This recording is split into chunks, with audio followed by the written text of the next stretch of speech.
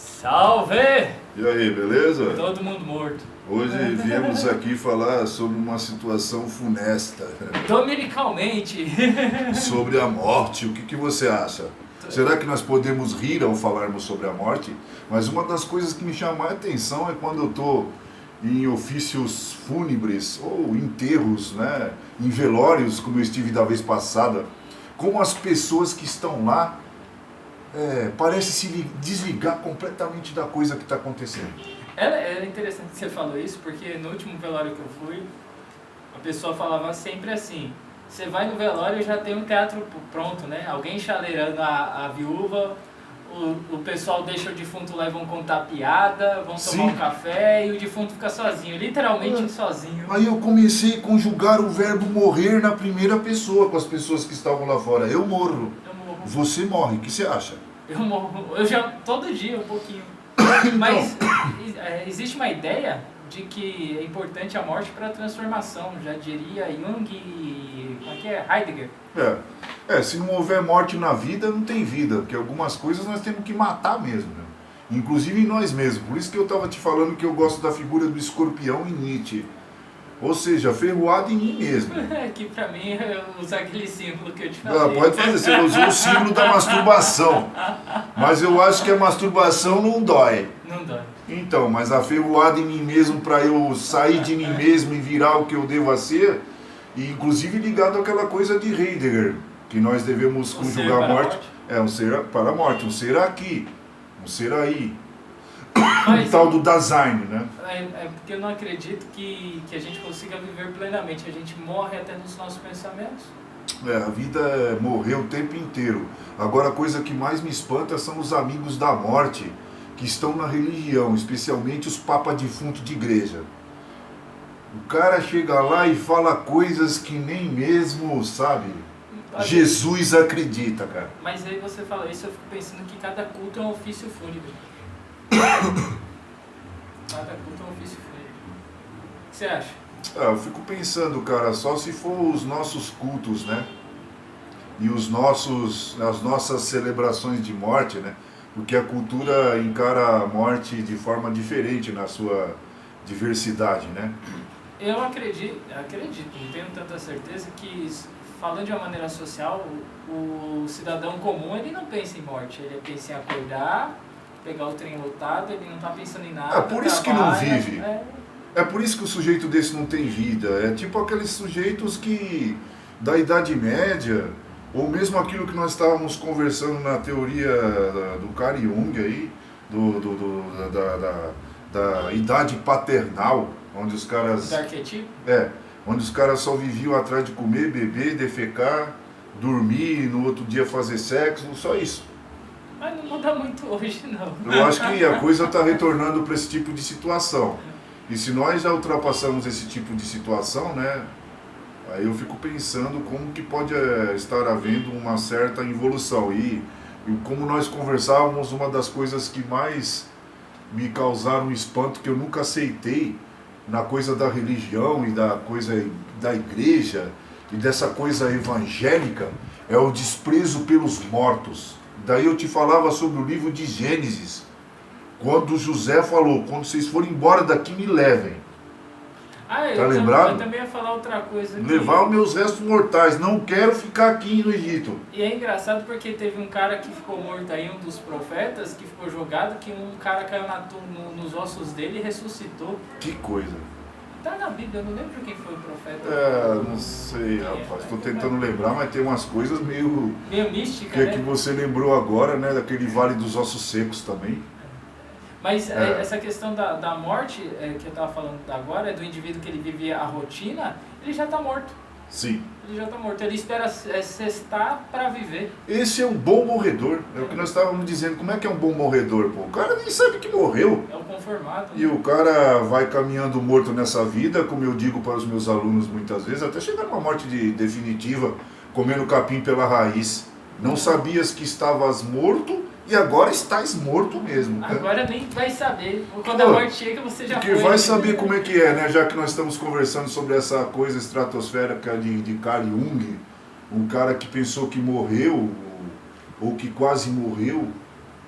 e depois, numa certa situação de um infarto que ele teve, ele resolveu voltar à vida.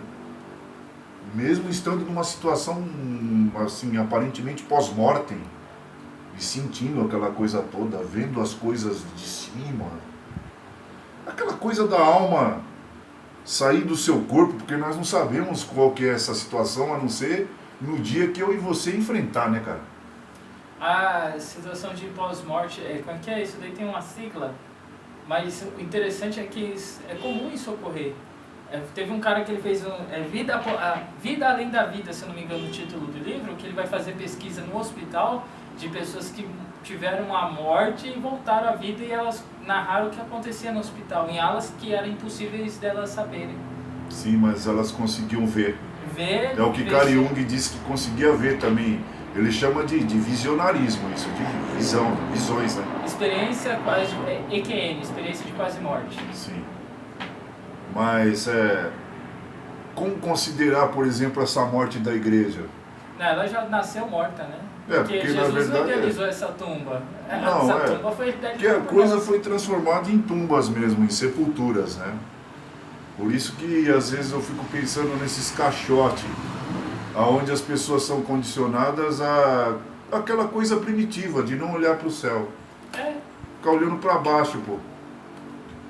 Quando nós ainda não havíamos alcançado, segundo a teoria do Carl Jung, talvez, da bebestização, sei lá como é que é o nome, quando nós nos tornamos bípedes. Daí nós passamos a olhar para os lados, para cima, para baixo, até para trás, muito embora nós não consigamos enxergar as coisas que estão lá atrás. E elas, assim, a título de comparação, nos veem a título de passado, né, de memória, né, de coisas que morreram. Aí eu fiquei pensando esses dias, que meu avô só vai morrer quando eu morrer, aí ele terá uma morte definitiva, porque existem vários tipos de morte. Inclusive os caras que estão na teologia falam de 3 mortes: morte eterna, morte espiritual e morte física. O que você acha? Eu acho que eles elocubram sobre coisas que nem eles mesmos conhecem. Porque essa coisa da divisão, a divisão entre a morte e a vida não existe. Essa divisão, aqui, certos autores, como esse doutor aí que eu esqueci o nome dele até, Carlos Newton. Então, ele fala sobre a polarização, deve ser ideia de Carl Jung também, né? Sim. Que eu chamo de dicotomização em Paulo Freire. É o objeto e o sujeito. De dicotomia na teologia, que esses caras não aprenderam. E outros tipos de separação que nós fazemos, que no final das contas é também a alienação de Karl Marx no mundo do trabalho. Porque parece que essas ideias, essa coisa da comunicação na coisa total que está aqui, não tem saída não, acho que não tem como negar isso aí.